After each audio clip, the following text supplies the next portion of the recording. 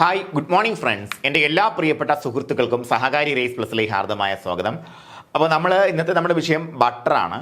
നമ്മൾ എന്ത് ചെയ്തു? ആദ്യം ക്രീം സെപ്പറേഷൻ കഴിഞ്ഞു. അത് കഴിഞ്ഞ് നമ്മൾ നേരെ ബട്ടറിലേക്ക് തന്നെ വരണം. കാരണം ക്രീം സെപ്പറേഷൻ കഴിഞ്ഞാൽ കുറച്ചുകൂടെ ഫാറ്റ് റിച്ച് ആയിട്ടുള്ള ഒരു പ്രോഡക്റ്റാണ് എന്ത് ബട്ടർ എന്ന് പറയുന്നത്, അല്ലേ? ക്രീം എന്ന് പറയുമ്പോൾ ആൾറെഡി ഫാറ്റ് റിച്ച് ആയ ഒരു പ്രോഡക്റ്റ് ആണ്. അപ്പോൾ അതിനകത്ത് നമ്മൾ വേർതിരിച്ചെടുക്കുന്ന സംഭവമാണ് എന്ത് ബട്ടർ എന്ന് പറയുന്നത്. പ്രധാനമായിട്ടും ടേബിൾ ബട്ടർ, വൈറ്റ് ബട്ടർ, അങ്ങനെ കുറച്ച് ക്ലാസിഫിക്കേഷൻ കാര്യങ്ങളെല്ലാം ഉണ്ട്. അപ്പോൾ ഓരോ ബട്ടറിൻ്റെയും ക്ലാസിഫിക്കേഷൻ കൃത്യമായിട്ട് നമ്മൾ പഠിക്കണം, ഡെഫിനിഷൻ മനസ്സിലാക്കണം, അതുപോലെ ബട്ടറിൻ്റെ കോമ്പോസിഷൻ മനസ്സിലാക്കണം. ഇത്രയാണ് ഇന്നത്തെ നമ്മുടെ ഒരു ലക്ഷ്യം എന്ന് പറയുമ്പോൾ. ഇതിനൊരു ക്ലാസ്സിന് ഒരു മാർക്ക് കിട്ടും എന്നുള്ള കാര്യത്തിൽ യാതൊരു സംശയവും വേണ്ട. അപ്പം നമുക്ക് ഇതിൻ്റെ ഒരു ആധാര ഗ്രന്ഥമായിട്ട് എടുക്കണമെന്നുണ്ടെങ്കിൽ നമ്മുടെ സുകുമാറുടെ ഔട്ട്ലൈൻസ് ഓഫ് ഡയറി ടെക്നോളജി തന്നെയാണ് ഇതിൻ്റെ ഒരു ബേസ്. കാരണം ആ ബേസിൽ വരുന്ന ഹെഡിങ് വെച്ചാണ് പലപ്പോഴും നമുക്ക് സിലബസ് ഒക്കെ ക്രിയേറ്റ് ആയി വരുന്നത്. പക്ഷേ ഉറപ്പായിട്ട് നമ്മൾ കോമ്പോസിഷനും ഡെഫിനിഷനും പഠിക്കുന്ന സമയത്ത് പഴയ PFA സ്റ്റാൻഡേർഡ്സ് മാത്രം നോക്കി പോയാൽ പോരാ. അത് ജസ്റ്റ് ഒന്ന് നോക്കി വെച്ചാൽ മാത്രം മതി. പക്ഷേ നിങ്ങളിപ്പോൾ ഏറ്റവും അഡ്വാൻസ്ഡ് ആയിട്ട് മനസ്സിലാക്കിയിരിക്കേണ്ടത് നമ്മുടെ FSSAI സ്റ്റാൻഡേർഡ്സ് ആണ് മനസ്സിലാക്കിയിരിക്കേണ്ടത്. അപ്പോൾ നമ്മുടെ ചോദ്യങ്ങളും അതുപോലെ പോയിന്റ്സ് എല്ലാം പ്രധാനമായിട്ട് FSSAI എന്ന് എടുത്ത് പറഞ്ഞ് തന്നെ ചോദ്യങ്ങൾ വരാനാണ് ഇപ്പോൾ സാധ്യത കൂടുതലുള്ളത്. അപ്പോൾ അതുകൊണ്ട് തന്നെ പഠിക്കുമ്പോൾ വാല്യൂസ് പഠിക്കുമ്പോഴത്തേക്ക് FSSAIയിൽ എന്തെങ്കിലും അഡ്വാൻസ്മെൻ്റ് ഉണ്ടോ അല്ലെങ്കിൽ അമെൻമെൻ്റ് ഉണ്ടോ എന്നുള്ള കാര്യം നോക്കി തന്നെയാണ് നമ്മൾ ആ പ്രിപ്പറേഷൻ നമ്മുടെ ഭാഗത്ത് അങ്ങനെയാണ് ചെയ്യുന്നത്. നിങ്ങളും നമ്മുടെ ഓൾറെഡി പുസ്തകം കാണാതെ പഠിക്കുകയല്ല വേണ്ടത്. ഓക്കെ, എന്ത് ചെയ്യാം? നമുക്ക് ഇതിനകത്ത് നിന്ന് കിട്ടാൻ സാധ്യതയുള്ള ഒരു മാർക്ക് നമുക്ക് ഉറപ്പിച്ചുകൊണ്ട് മുന്നോട്ട് പോകാം. ഓക്കെ അല്ലേടാ?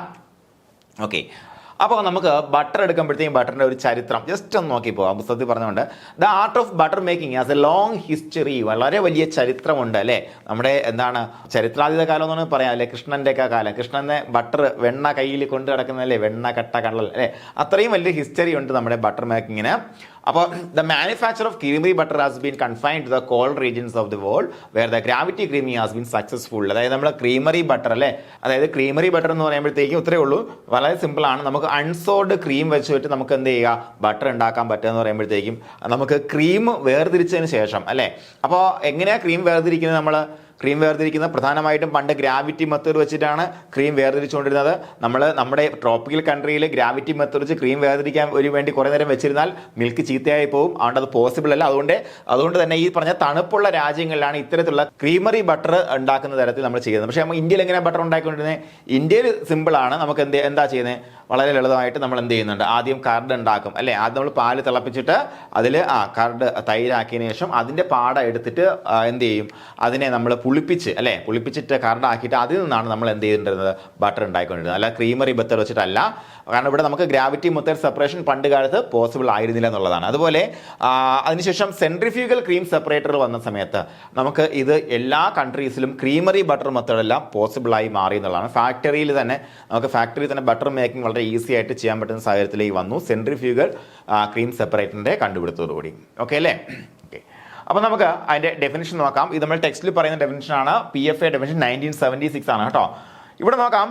Butter may be defined as a fat concentrate which is obtained by churning cream gathering the fat in a compact mass and then working it. അതായത് ക്രീം നമ്മൾ വേർതിരിച്ചതിന് ശേഷം അതിനെ കൃത്യമായിട്ട് ചേൺ ചെയ്ത് കടഞ്ഞെടുത്തതിന് ശേഷം അതിനകത്ത് ഉള്ള തെളിഞ്ഞു വരുന്ന ഫാറ്റിനെ ഗ്യാദർ ചെയ്തല്ലേ, കൈകൊണ്ടായിക്കാണ് പണ്ട് ചെയ്തുകൊണ്ടിരുന്നത്. ഗ്യാദർ ചെയ്ത് അതിനെ ഉരുട്ടി വർക്ക് ചെയ്തെടുക്കുന്ന സാധനത്തെയാണ് ബട്ടർ എന്ന് പണ്ട് കാലം മുഴുവൻ പറഞ്ഞത്. According to PFA rules 1976, table or creamery butter is a product obtained from cow or buffalo milk or combination thereof. അത് നോക്കൂ, കൗ ഓർ ബഫല്ലോ മിൽക്കാണ് പ്രധാനമായിട്ട് നമുക്കിവിടെ അവിടെയും ഇവിടെയൊക്കെ പറയുന്നത്. അത് തന്നെയാണ് 1906 PFA റൂൾ പ്രകാരം എന്താ ടേബിൾ ബട്ടർ അല്ലെങ്കിൽ ക്രീമറി ബട്ടർ എന്താണ്? ഏതെന്ന്? കൗ അല്ലെങ്കിൽ ബഫല്ലോ മിൽക്കിൽ നിന്ന് കിട്ടുന്ന സാധനമാണ്, അല്ലേ? അല്ലെങ്കിൽ അതിൻ്റെ കോമ്പിനേഷനിൽ നിന്ന് കിട്ടുന്ന സാധനമാണ്. അതുപോലെ ക്രീമിൽ നിന്ന് മാത്രമല്ല, ക്രീമിൽ നിന്ന് അല്ലെങ്കിൽ കർഡിൽ നിന്നും ആകാം, അല്ലേ? കർഡിൽ നിന്നും ആകാം, അതിൻ്റെ മിക്സറിൽ നിന്നും ആകാം എന്നുള്ളതാണ്. ഓക്കെ, അതുപോലെ with or without the addition of common salt and annatto or carotene as colouring matter.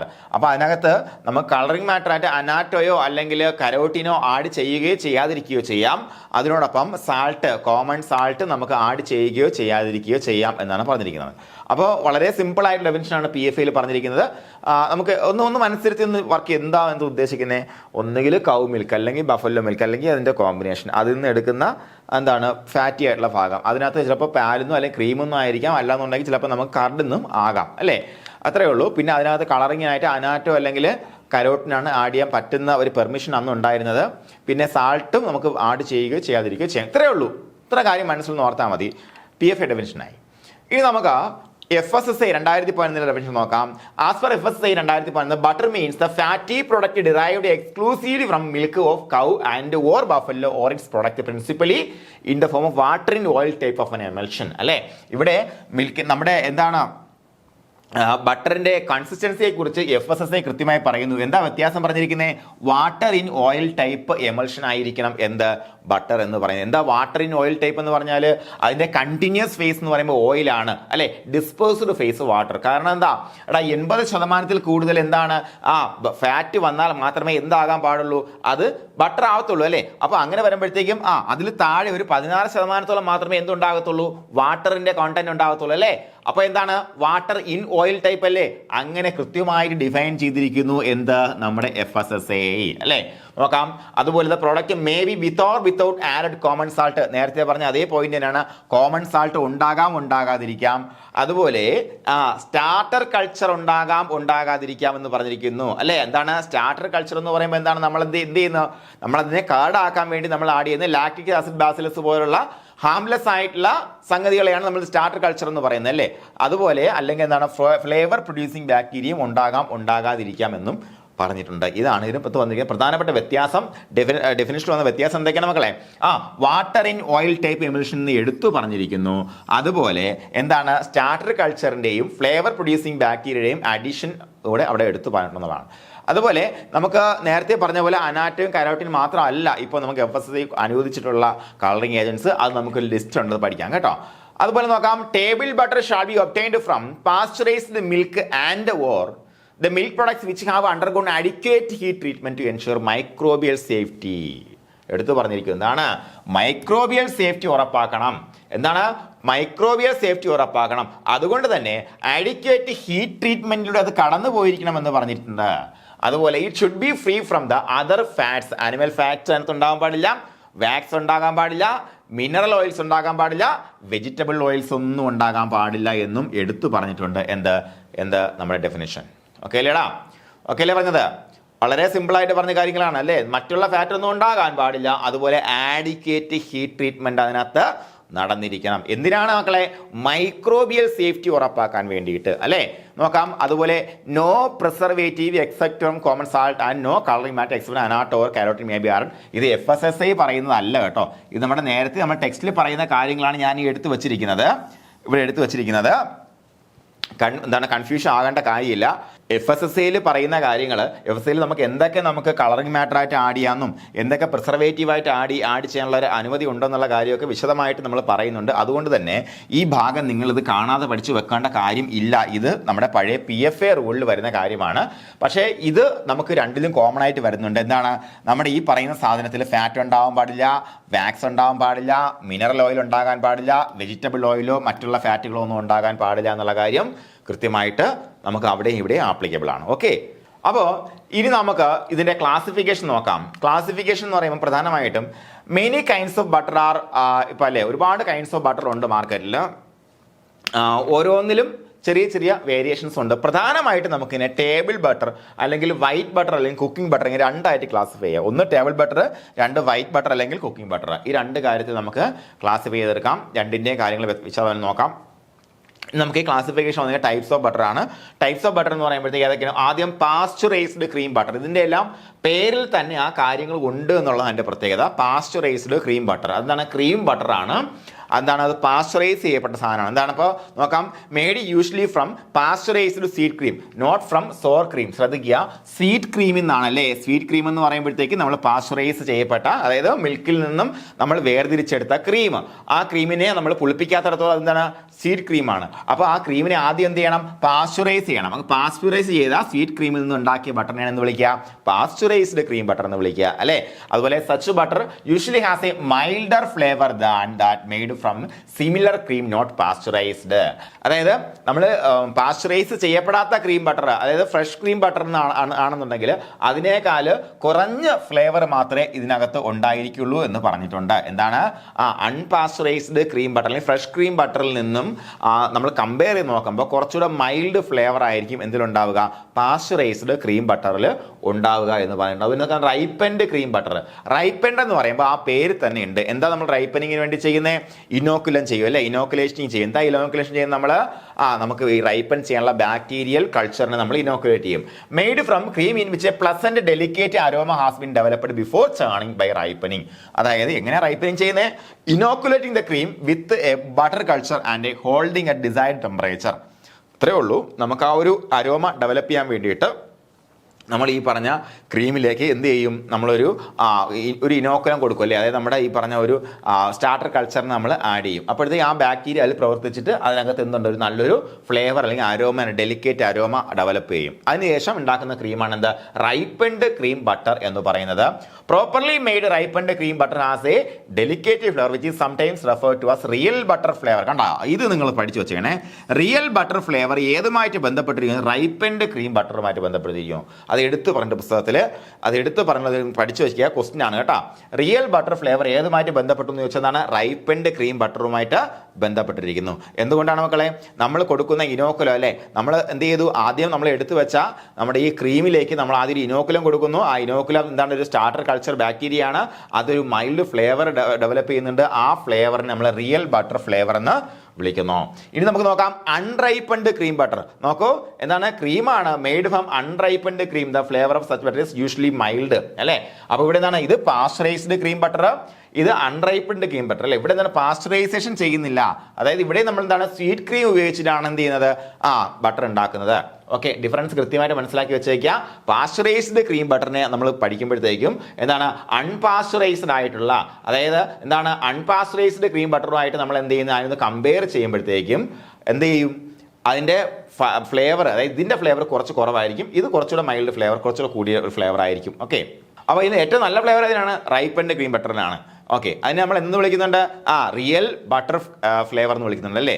ഇനി നോക്കാം സാൾട്ടഡ് ബട്ടർ. ഒറ്റ വാക്കിൽ ഉത്തരം പറയാം. Butter to which salt has been added അല്ലെ, ഉപ്പ് ഇട്ട ബട്ടർ അത്രയേ ഉള്ളൂ. അതുപോലെ അൺസാൾട്ടഡ് ബട്ടർ, ഒരു ഉപ്പുമില്ല, പറഞ്ഞിട്ട് കാര്യമില്ല. Sweet cream butter, in this case the acidity of the churned cream does not exceed 0.2%. നേരത്തെ നമ്മൾ അൺറൈപ്പൻഡ് ബട്ടർ പഠിച്ചു അല്ലേ, അൺറൈപ്പൻഡ് ക്രീം ബട്ടർ പഠിച്ചു. ഇതും ആക്ച്വലി എന്താണ്? സ്വീറ്റ് ക്രീം തന്നെയാണ്. പക്ഷേ അവിടെ അസിഡിറ്റിയുടെ റെഗുലേഷൻ കൃത്യമായിട്ട് പറഞ്ഞിട്ടില്ല. പക്ഷേ ഇവിടെ നോക്കൂ, എന്താ വ്യത്യാസം? In this case the acidity of the churned cream does not exceed 0.2% lactic acid അല്ലേ. 0.2% ലാക്റ്റിക് ആസിഡ് കൂടെ വരാൻ പാടില്ല എന്ന് പറഞ്ഞിരിക്കുന്നു. എന്താ? സ്വീറ്റ് ക്രീം ബട്ടർ അല്ലേ. ഓക്കെ, അതാണ് പഠിച്ചു വെച്ചേക്കേണ്ടത്. ഇനി സോർ ക്രീം ബട്ടർ ആകുമ്പോഴത്തേക്ക് നേരെ opposite, made from cream which has more than 0.2% acidity അല്ലേ. അതായത് സോർ എന്ന് പറയും പുളിപ്പിച്ച് കഴിഞ്ഞപ്പോഴത്തേക്കും 0.2% കൂടുതൽ അസിഡിറ്റി ഉണ്ടാകുന്നു. That's it. ഇനി അൺസാൾട്ടഡ് പറഞ്ഞാണ് ഫ്രഷ് ബട്ടർ എന്ന് പറഞ്ഞാൽ such butter has not undergone cold storage. Usually fresh butter is not kept for more than 3 weeks. Fresh butter എന്ന് പറയുമ്പോഴത്തേക്കും മനസ്സിലാക്കുക, കോൾഡ് സ്റ്റോറേജ് ചെയ്യുന്നില്ല. ബട്ടർ ഉണ്ടാക്കിയതിനു ശേഷം കോൾഡ് സ്റ്റോറേജ് ചെയ്യുന്നില്ല. ഉണ്ടാക്കിയിട്ട് 3 ആഴ്ചയ്ക്കുള്ളിൽ ഉപയോഗിക്കുന്ന ബട്ടറിനാണ് എന്ന് പറയുക ഫ്രഷ് ബട്ടർ എന്ന് പറയുക. ഓക്കെ അല്ലേടാ? ഓക്കെ അല്ലേ? വലിയ കാര്യങ്ങളൊന്നുമില്ല. ഇനി നോക്കാം cold storage butter. Here it has been stored at temperature of എത്ര? -18 ഡിഗ്രി സെന്റിഗ്രേഡ് അല്ലെങ്കിൽ എത്രയാണ്? 0 degree Fahrenheit for some time. And generally cold storage butter is one of the 6 months old when offered for retail trade അല്ലേ. അതായത് നമുക്ക് ഇത് ഉണ്ടാക്കിയതിന് ശേഷം നല്ലൊരു 6 മാസമൊക്കെ ഇത് സൂക്ഷിച്ചു വെച്ചതിന് ശേഷമായിരിക്കും ഇതിനെ പുറത്തേക്ക് റീറ്റെയിൽ ട്രേഡിന് കൊടുക്കുക. അപ്പോൾ ശ്രദ്ധിക്കേണ്ട കാര്യം എത്രയാണ്? ഈ ടെമ്പറേച്ചർ കൃത്യമായി മനസ്സിലാക്കി വെച്ചേക്കണം. കോൾഡ് സ്റ്റോറേജ് ബട്ടർ എന്ത് ചെയ്യുന്നുണ്ട്? എങ്ങനെയാണ് സ്റ്റോർ ചെയ്യുന്നത്? 18 ഡിഗ്രി സെന്റിഗ്രേഡ് അല്ല, -18 ഡിഗ്രി സെന്റിഗ്രേഡ് സ്റ്റോർ ചെയ്യുന്നു. അതുപോലെ ഫാരൻഹീറ്റ് 0 ഡിഗ്രി ഫാരൻഹീറ്റിൽ സ്റ്റോർ ചെയ്യുന്നു. അപ്പോൾ നമുക്ക് ഇവിടെ സംശയം വരാനും പെട്ടെന്ന് മാറിപ്പോകാൻ സാധ്യതയുള്ളത് ഈ 0 ഡിഗ്രി കിടക്കുന്നുണ്ട്. 0 ഡിഗ്രി സെൽഷ്യസിലല്ലേ കോൾഡ് സ്റ്റോർ ചെയ്യുന്നത്? കൺഫ്യൂഷൻ അവിടെ വരാം. അങ്ങനെ അല്ല മക്കളെ, 0 ഡിഗ്രി ഫാരൻഹീറ്റ് ആണ്, -18 ഡിഗ്രി സെന്റിഗ്രേഡ് ആണ്. മറന്നു പോകരുത്, മാറിപ്പോകരുത്. ഓക്കെ അല്ലേ? കോൾഡ് സ്റ്റോറേജ് ബട്ടർ ഇപ്പൊ പഠിച്ചോണം. -18 degree centigrade, -18 degree centigrade, 0 degree Fahrenheit. Okay അല്ലേ? അതുപോലെ ഏകദേശം 6 മാസം സൂക്ഷിച്ചിട്ടാണ് ഈ കോൾഡ് സ്റ്റോർ ചെയ്യുന്ന ബട്ടർ പുറത്തേക്ക് പോകുന്നത്. ഇത് നോക്കാം, ഡയറി ബട്ടർ. ഇത് USA സ്റ്റാൻഡേർഡ് ആണ്. മെയ്ഡ് ഓൺ ഫാമിൽ ഉണ്ടാക്കുന്ന ബട്ടറാണ്. It is usually made from unpasteurised sour cream which has not been standardised for acidity. This butter generally has a sour flavour due to the high acid content of the cream. അതായത് ഇത് pasteurise ചെയ്യാറില്ല, പകരം എന്ത് ചെയ്യുന്നുണ്ട്, സോർ ക്രീമിൽ നിന്നാണ് ഉണ്ടാക്കുന്നത്. അവിടെ ഇപ്പോൾ സോർ ചെയ്യുമ്പോഴത്തേക്കും നേരത്തെ പറഞ്ഞ 0.2 കൂടുതലോ കുറവോ അങ്ങനെ ഒരു ചെറിയൊരു സ്റ്റാൻഡർഡൈസേഷൻ അവിടെ ഇല്ല. അതുകൊണ്ട് തന്നെ കൂടുതൽ പുളിപ്പിച്ച് എടുക്കും, ഇതിനെ കൂടുതൽ അങ്ങ് പുളിക്കും, ഡയറി ബട്ടർ കൂടുതൽ പുളിക്കും. ഓക്കെ, അപ്പോൾ അതുകൊണ്ട് തന്നെ അതിനൊരു സോർ ഫ്ലേവർ, പുളിയുടെ ഫ്ലേവറാണ് അതിന് കൂടുതലായിട്ടുള്ളത്. ഡയറി ബട്ടർ എന്താണ് മക്കളെ? സോർ ഫ്ലേവർ. ഡയറി ബട്ടർ എന്താണ്? Sour flavour. ഡയറി ബട്ടർ എന്താണ്? Sour flavour. Dairy butter. അപ്പോൾ നോക്കാം, ക്രീമറി ബട്ടർ നേരെ ഓപ്പോസിറ്റ്. ഇത് നിങ്ങൾ മനസ്സിലാക്കുക, USA ഉണ്ടായിരുന്ന പണ്ട് കാലത്ത് ഫാമിൽ ഉണ്ടാക്കുന്ന ഡയറി ബട്ടറിനെ കുറിച്ചാണ് പറയുന്നത്. ഇപ്പോൾ ഇതൊന്നും ഇല്ല ഇപ്പം. അതുപോലെ creamery butter made in creamery or dairy factory, it is more uniform in quality than dairy butter.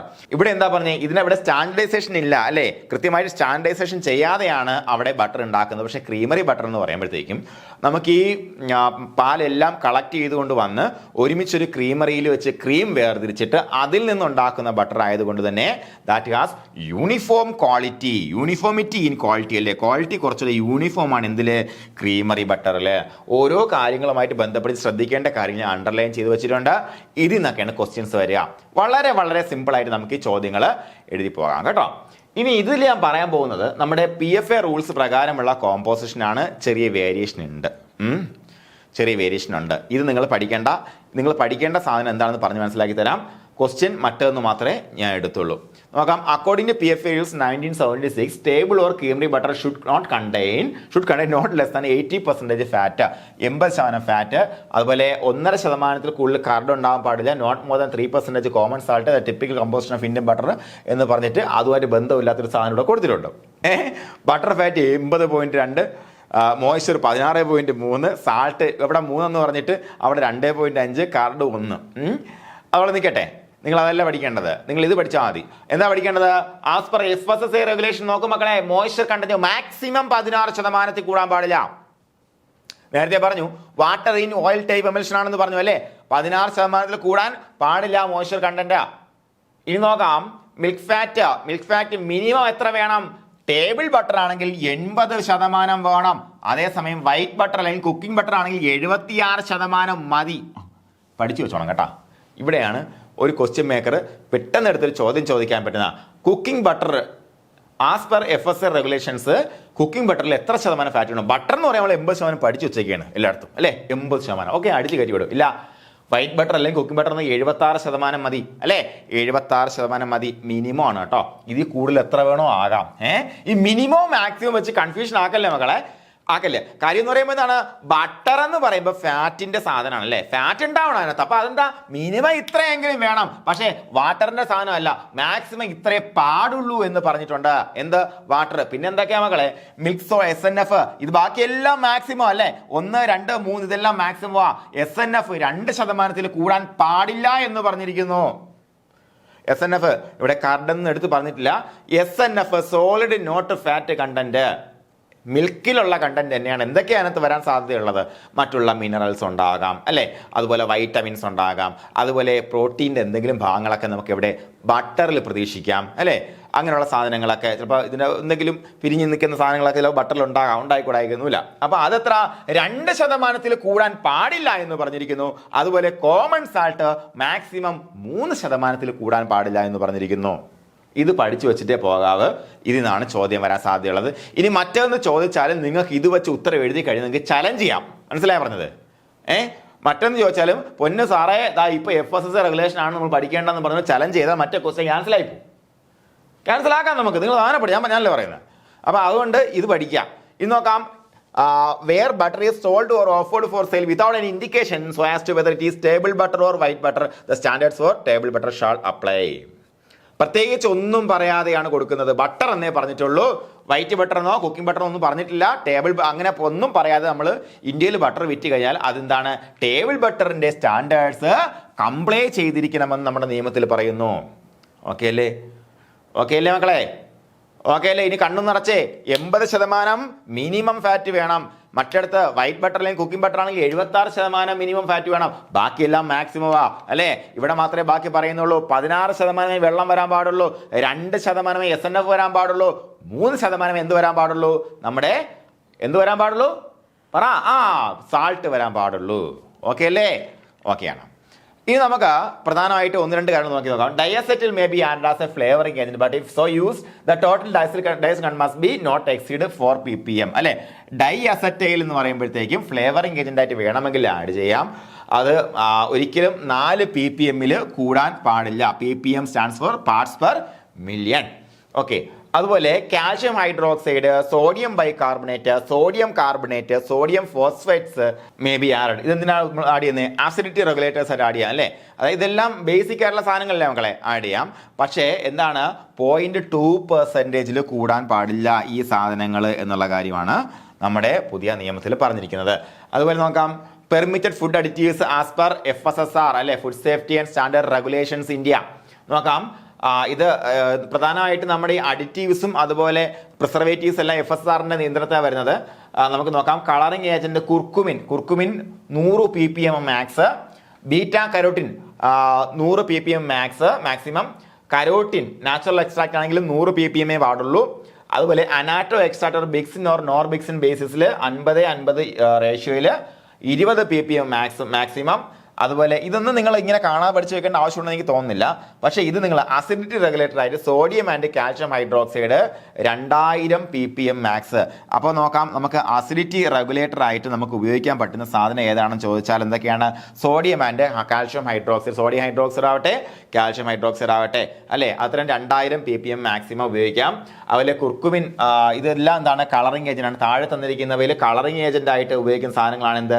ഈ സാധനങ്ങളെല്ലാം കേട്ടോ. ഓക്കെ അല്ലേടാ പറഞ്ഞത്? ഇതൊക്കെയാണ് കളറിംഗ് ഏജന്റ്. ഇതിൻ്റെ എല്ലാം പേര് കൃത്യമായിട്ട് നിങ്ങളൊന്ന് മനസ്സിലാക്കി വെച്ചേക്കണം. ഓക്കെ, അസിഡിറ്റി റെഗുലേറ്ററും അതിൻ്റെ എന്താണ്, എത്ര ppm ആണ്, എത്ര ക്വാണ്ടിറ്റി ആണെന്ന് ഒന്ന് നോക്കി വെച്ചേക്കാം. ബാക്കി ഇതിൻ്റെ ക്വാണ്ടിറ്റിയും കൂടെ ഓർത്ത് വയ്ക്കാൻ പറ്റിയ നല്ലത് തന്നെയാണ്. ഇൻകേസ് ചോദിക്കൂല എന്ന് പറയാൻ പറ്റില്ല.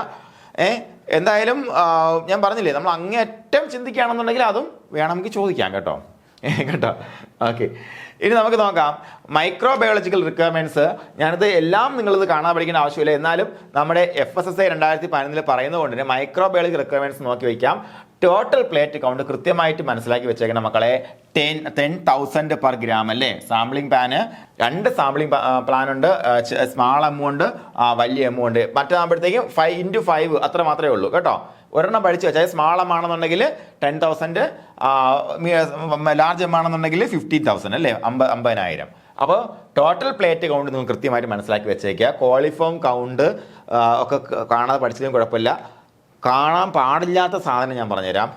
ഈക്കോളൈ ഉണ്ടാവാൻ പാടില്ല, സാൽമണല്ല ഉണ്ടാവാൻ പാടില്ല, അതുപോലെ ലിസ്റ്റീരിയ മോണോസൈറ്റോജൻസും ഉണ്ടാകാൻ പാടില്ല. ഓക്കെ, ഇതൊക്കെ ഒരിക്കലും ഉണ്ടാകാൻ പാടില്ലാത്ത എന്താണ് മൈക്രോബയോളജിക്കൽ റിക്വയർമെന്റ്സ് എന്ന് അവ ഉണ്ടാവാൻ പാടില്ല. ബാക്കിയെല്ലാം ഇത്ര ആയാലും കുഴപ്പമില്ല എന്നുള്ളതാണ്. എന്തായാലും ടോട്ടൽ പ്ലേറ്റ് കൗണ്ട് TPC കൃത്യമായിട്ട് മനസ്സിലാക്കി വെച്ചേക്കണം. എത്രയാണ് മക്കളെ? സാമ്പിളിംഗ് പ്ലാൻ ചെറിയ എം ആണെന്നുണ്ടെങ്കിൽ 10,000 per gram അല്ലെ, 1 ഗ്രാമിൽ 10,000 എന്താണ് total plate count of bacteria മാത്രമേ ഉണ്ടാകാൻ പാടുള്ളൂ. അപ്പോൾ ഈക്കോളൈ, സാൽമണല്ല, ലിസ്റ്റീരിയ മോണോസൈറ്റോജൻസ് ഉണ്ടാകാൻ പാടില്ല. ഓക്കെ അല്ലേ മക്കളെ പറഞ്ഞത്? ഓക്കെ അല്ലേടാ? അപ്പോൾ നമുക്ക് ഇതുവരെ ബന്ധപ്പെട്ട ചോദ്യങ്ങളിലേക്ക് പോകാം.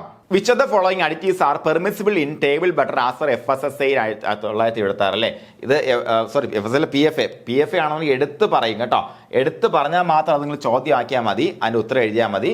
ഇത് PFA 1976 എന്ന് പറയുകയാണെന്നുണ്ടെങ്കിൽ നിങ്ങൾക്ക് ഉറപ്പായി ഉത്തരം എഴുതാം, കാരണം അതിനകത്ത് വേറെ വിഷയമുള്ള കാര്യമല്ല. അപ്പോൾ which of the following additives are permissible അല്ലേ. ടേബിൾ ബട്ടറിൽ എന്തൊക്കെയാണ് വന്നിട്ട് കൊടുത്തിട്ടുള്ളത്? Preservatives, artificial flavours, common salt and annatto or carotene അല്ലേ. B ആണ് വന്നിട്ടുള്ളത്. ആർട്ടിഫിഷ്യൽ സ്വീറ്റ്നേഴ്സോ ഈ പറഞ്ഞ പോലെ ഉള്ള പ്രിസർവേറ്റീവ്സ് മറ്റുള്ള സാധനങ്ങളൊന്നും നമുക്ക് അവിടെ പെർമിസിബിൾ അല്ല. According to FSSAI 2011 what type of emulsion characterises butter? എത്രയാണ്? Water in oil type emulsion അല്ലേ. Water in oil type emulsion ആണ്. FSSAI കൃത്യമായിട്ട് അത് ഡിഫൈൻ ചെയ്തിട്ടുണ്ട്. ഇനി നമുക്ക് നോക്കാം, FSSAI allows butter to contain starter cultures. What is the purpose of these cultures? എന്താണ് പ്രധാനമായിട്ടും നമ്മൾ സ്റ്റാർട്ടർ കൾച്ചർ ആഡ് ചെയ്യുന്ന കാര്യം എന്താണ് മക്കളെ? ടു എൻഹാൻസ് സ്വീറ്റ്നെസ് ആണോ? എന്താണ്?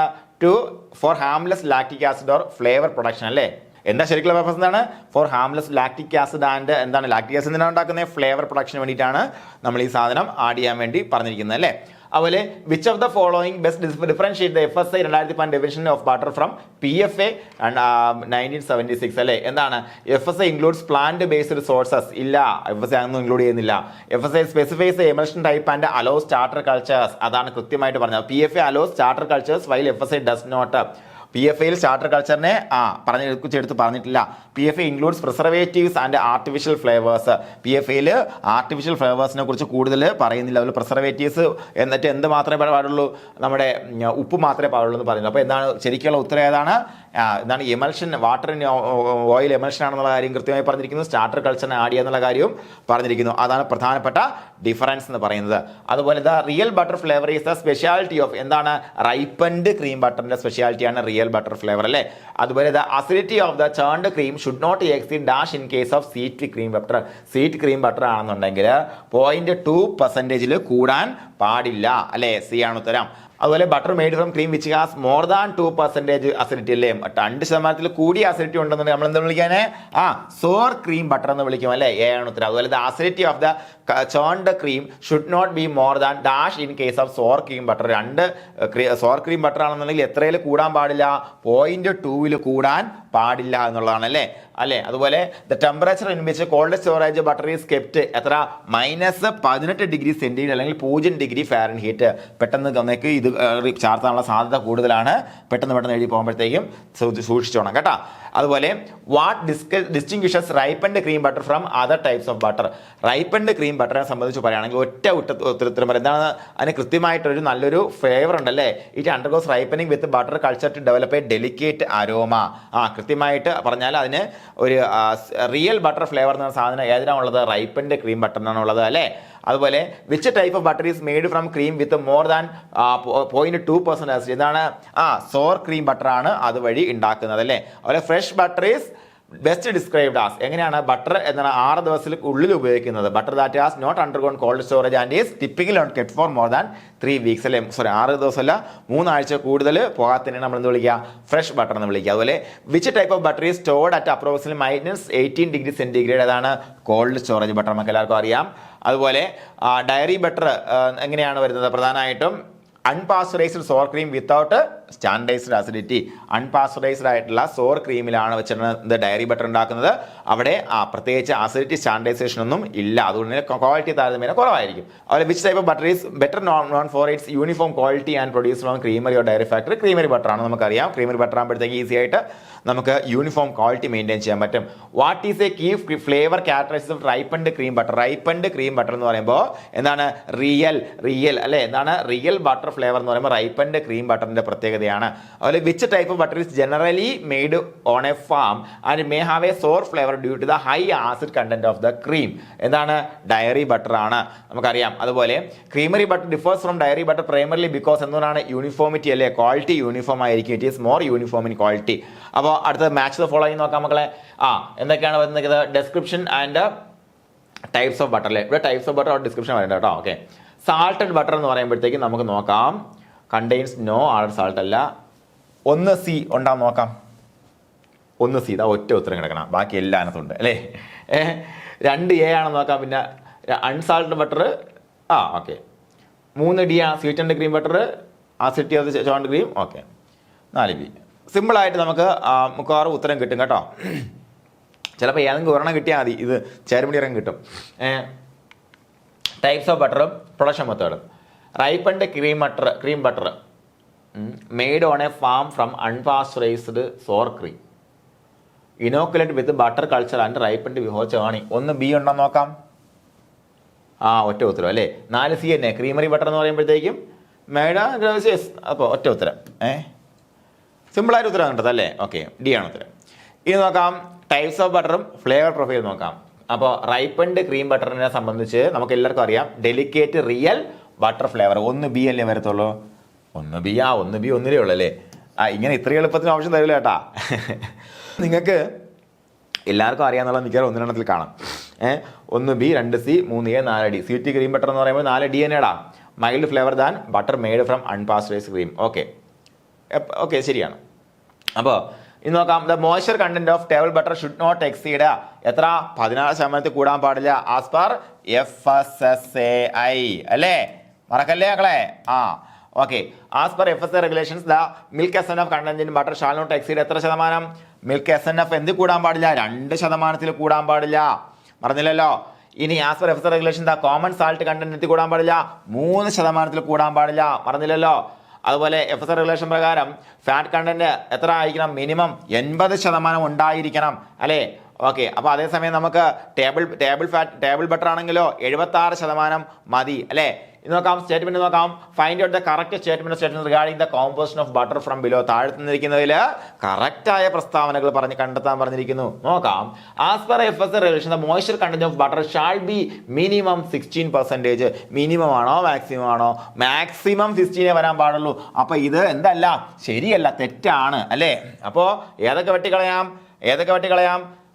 ഇത് വെട്ടിക്കളയാം അല്ലേ? ഇത് ശരിയല്ല നമുക്ക് മനസ്സിലായി.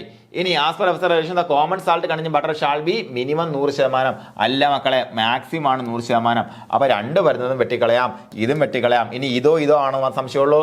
As per FSA regulation the milk fat content in butter shall be maximum എത്ര?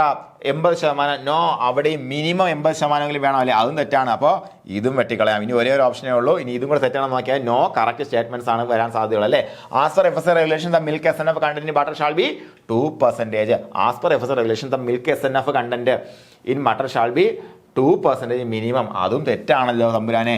ഇതെല്ലാം മിനിമം മാക്സിമം പെട്ടെന്ന് അങ്ങ് തിരിഞ്ഞു പോയി കഴിഞ്ഞാൽ ഇവിടെ ഒരു ആളെ കറക്റ്റ് ഓപ്ഷൻ കണ്ടു കഴിഞ്ഞാൽ പെട്ടെന്ന് ഒരു തിരി ഉണ്ടാവും അല്ലേ? ഇപ്പോൾ ഇത് തെറ്റായതുകൊണ്ട് നമുക്ക് കുഴപ്പമില്ല. ഇത് ശരിയാണെന്നുണ്ടെങ്കിൽ ഇതിനകത്ത് ആൻസർ ഇല്ല എന്നുള്ളതാണ് അല്ലേ? അപ്പോൾ ഇത് തെറ്റായിപ്പോയി. അപ്പോൾ എന്താണ്? ഇതാണ് എൻ്റെ ഉത്തരം, D ആണ് ഉത്തരം അല്ലേ? ഓക്കെ. ഇനി നോക്കാം. Diacetyl may be and as flavouring agent but if so use the total diacetyl content must not exceed 4 ppm അല്ലെ? 4 ppm കൂടാൻ പാടില്ല. കാൽഷ്യം ഹൈഡ്രോക്സൈഡ് സോഡിയം ബൈകാർബണേറ്റ് ഇതെല്ലാം ആഡ് ചെയ്യാം. പക്ഷെ എന്തിനു പാടാൻ പാടില്ല? എത്ര?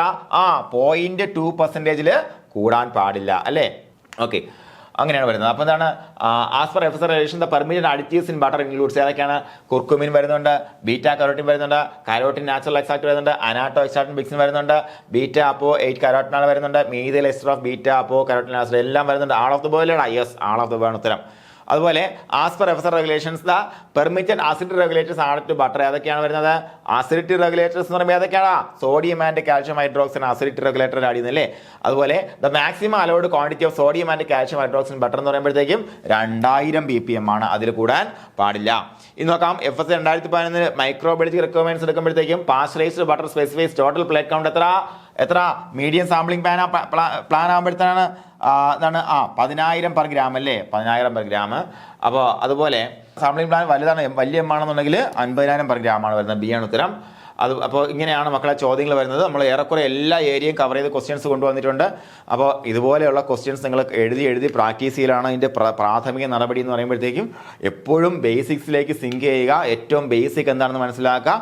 അടിസ്ഥാനം ഉറപ്പിച്ച് തന്നെ പോകണം. അടിസ്ഥാനം എന്ന് പറയുന്നത് നമ്മുടെ ഓരോ ക്ലാസ്സുകളുമാണ്. ഈ ക്ലാസ്സുകളിൽ വരുന്ന കാര്യങ്ങൾ തന്നെയാണ് ചോദിക്കാൻ സാധ്യതയുള്ളത്. ഇനി ഇതൊന്നും അല്ല ചോദിക്കുന്നത്, ചോദിച്ചുകൂടായൊന്നുമില്ല കേട്ടോ. അതിനകത്ത് നമ്മുടെ സിലബസിന്റെ അടി പറയുന്നുണ്ട് ഇതുമായിട്ട് ബന്ധപ്പെട്ട ഇല്ല എന്തും വരാം അല്ലേ? ഇല്ല, സിനിമയിൽ പറയുന്ന പോലെ എന്താണ് സിഗരറ്റ് വലിക്കുന്ന കാണിച്ചിട്ട് പറയും എന്തെന്ന് പറയും? നമ്മൾ സിഗരറ്റ് വലിയും മദ്യമാനത്തെയും പ്രോത്സാഹിപ്പിക്കുന്നില്ല എന്ന് പറയുന്ന പോലെ അടിയിലൊരു ഡിസ്ക്ലൈമർ വെച്ചിട്ടുണ്ട് എവിടെ നിന്ന് വേണം ചോദിക്കാമെന്ന്. അങ്ങനെയൊക്കെ ചോദിച്ചുള്ള പരീക്ഷകളുണ്ട്. പക്ഷെ നിങ്ങൾ മനസ്സിലാക്കിക്കോ, അങ്ങനെ ഒരു ഭയങ്കര വൈഡായിട്ട് ചോദിക്കുകയാണെന്നുണ്ടെങ്കിൽ, ഉദാഹരണം ഞാൻ നേരത്തെ പറഞ്ഞ ICA സൂപ്പർവൈസർ എക്സാംഷിപ്പ് കഴിഞ്ഞ സോഷ്യൽ വർക്കിൻ്റെ ഒക്കെ ക്വസ്റ്റ്യൻസ് കണ്ടതിന് ശേഷം, കാരണം മാസ്റ്റേഴ്സ് കഴിഞ്ഞ് PhD ചെയ്യുന്ന ആൾക്കാർക്ക് പോലും കേട്ടിട്ടില്ലാത്ത ഏരിയ എന്നൊക്കെ സോഷ്യൽ വർക്ക് എന്ന് ക്വസ്റ്റ്യൻ വന്നിട്ടുണ്ടായിരുന്നു. ഒരുപാട് ക്വസ്റ്റ്യൻസ്. അപ്പോൾ അതിൻ്റെ ഉത്തരം എത്രയേ ഉള്ളൂ, അതാരും എഴുതാൻ പോകുന്നില്ല. മനസ്സിലായില്ലേ? അതായത് പഠിക്കുന്ന ആരും എഴുതാൻ പാടില്ല. ഏവരെങ്കിലും ചിലപ്പോൾ ഒരുത്തിന് കിട്ടിയാലായി, പക്ഷെ അവനും അത്രയും വർക്ക് ചെയ്യണമെന്നില്ല.